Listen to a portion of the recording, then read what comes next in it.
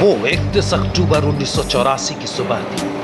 दिवाली गुजर चुकी थी और दिल्ली के मौसम में गुनगुनी ठंड का एहसास हो रहा था। दिल्ली की सड़कों पर चहल पहल शुरू हो चुकी थी और कुछ ऐसी ही चहल पहल दिखाई दे रही थी प्रधानमंत्री इंदिरा गांधी के आवास एक सफदरजंग रोड पर। रोज की तरह इंदिरा उस दिन भी जल्दी उठ गई। विदेशी चैनल को इंटरव्यू देना था, इसलिए इंदिरा आज खास तौर से तैयार हो रही थी, इस बात से बेखबर कि ये उनकी जिंदगी का आखिरी दिन है। इंदिरा गांधी की तरह ही एक शख्स उस दिन खास तौर से तैयार हो रहा था, लेकिन वो जानता था कि ये उसकी जिंदगी का आखिरी दिन हो सकता है। वो शख्स था sub inspector Beant Singh. When he said today I have to go to duty earlier because I want to go to Gurdwara first. I said that today something is special that you want to go to Gurdwara first and then on duty. He said yes, something is special there. I never asked that what is special. Then he went to Gurdwara Bangla Sahib. From there he went to his duty. सुबह 8:30 बजे तक प्रधानमंत्री तैयार हो चुकी थी। इंदिरा गांधी हत्याकांड के जांच अधिकारी वीएम पंडित के मुताबिक उस सुबह वो जल्द से जल्द इंटरव्यू के लिए जाना चाहती थी, लेकिन उन्हें रोका जा रहा था। टाइम टेबल के मुताबिक उन्हें 9 बजे वहां से निकलना था। टीएमसी गेट और बिल्कुल साथ लगे हुए थे और इंदिरा जी 8:30 से करीब तैयार थी। तो एक बार उन्होंने खबर भिजवाई कि मैं तैयार हूँ।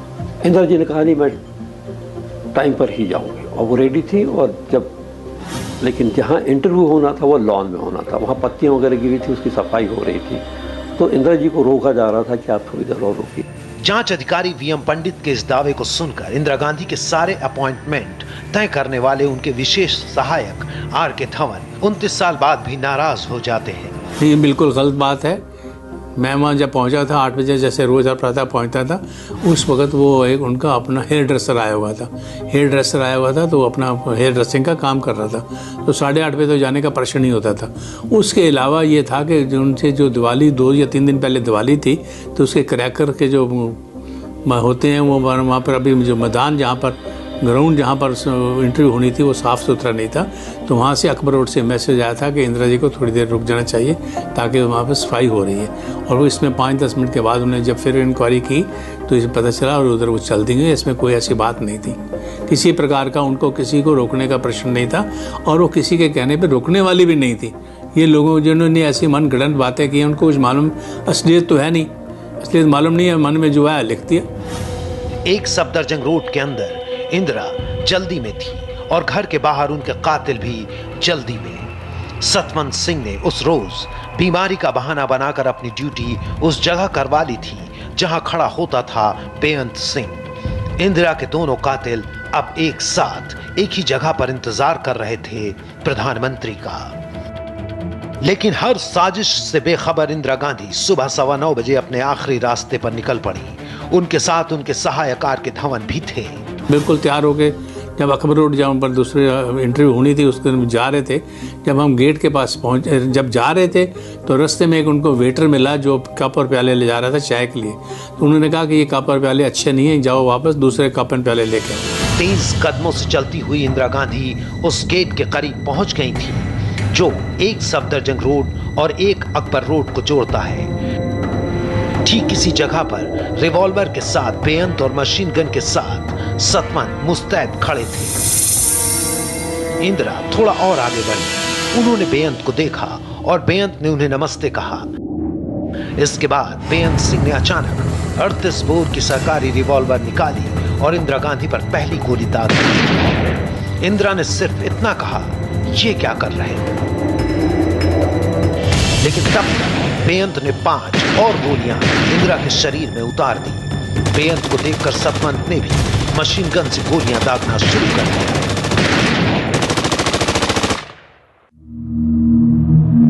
इंदिरा गांधी का शरीर जमीन पर पड़ा था। समय हो रहा था 9:17। इन चंद पलों ने देश की तकदीर बदल दी।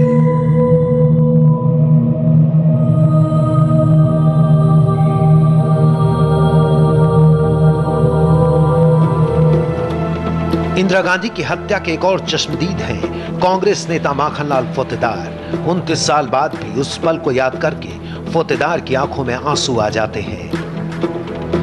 ये वहां से निकली ये पुंची अकबर रोड के गेट के करीब, मैं वहां से निकला 1 सफदरजंग रोड से। इधर में कुछ गुलियां बसी हुई है।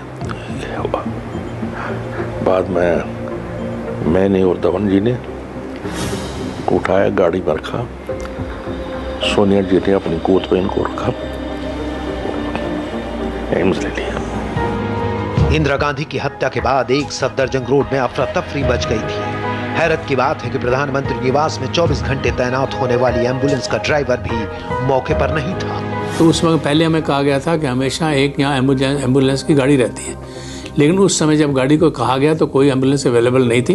तो मैंने ही शोर मचाया कि कोई भी गाड़ी लाओ ताकि उनको ले। इसी समय बीच में सोनिया जी ने भी गन शॉट सुन ली थी, वो भी वहीं पर मौके पर पहुंच गई।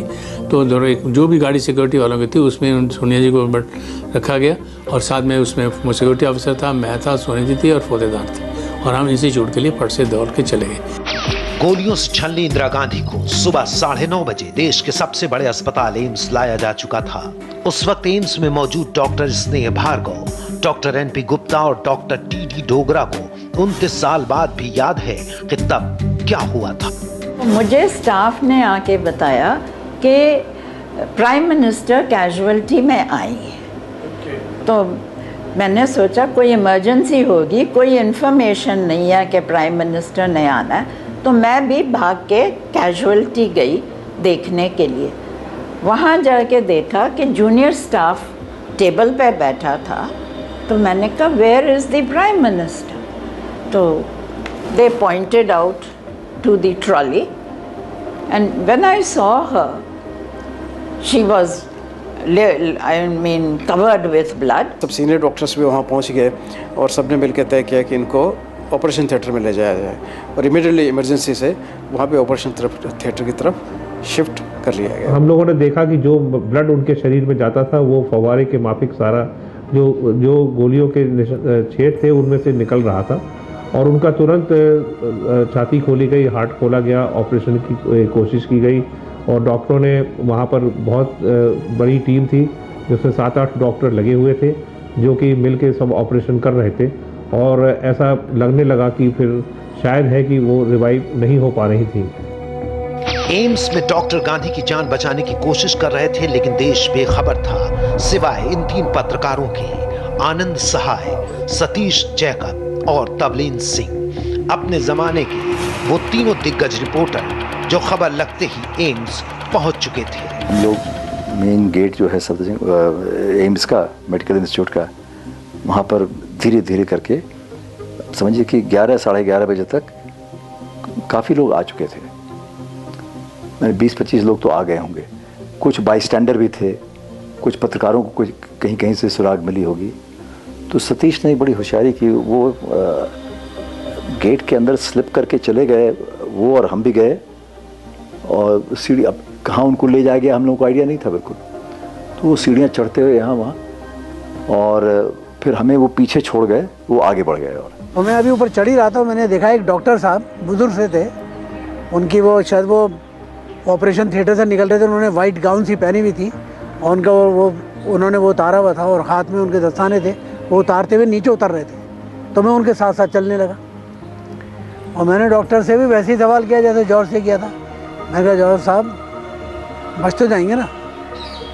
और उन्होंने बड़े गुस्से में मेरी तरफ देखे, क्या बोल रहे हो यार, ऊपर से नीचे तक छल्ली हो गया बदन, तुम कह रहे हो बजाएं? अंदर से कोई इंटेलिजेंस का आदमी जो हमारा जानकार था तो वो आया और उसने हमको ख़बर दी कि गुज़र गई हैं इंदिरा जी, शायद वो आते ही गुज़र गई थी। एम्स के डॉक्टर अपनी कोशिश में हार चुके थे।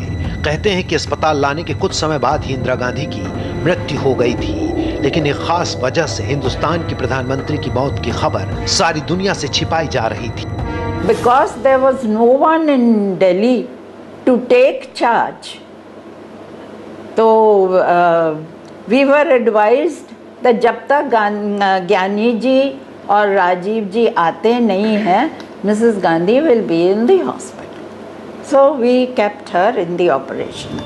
प्रधानमंत्री की मौत हो चुकी थी। राष्ट्रपति ज्ञानी जैल सिंह भी विदेश में थे। देश एक संकट काल से गुजर रहा था।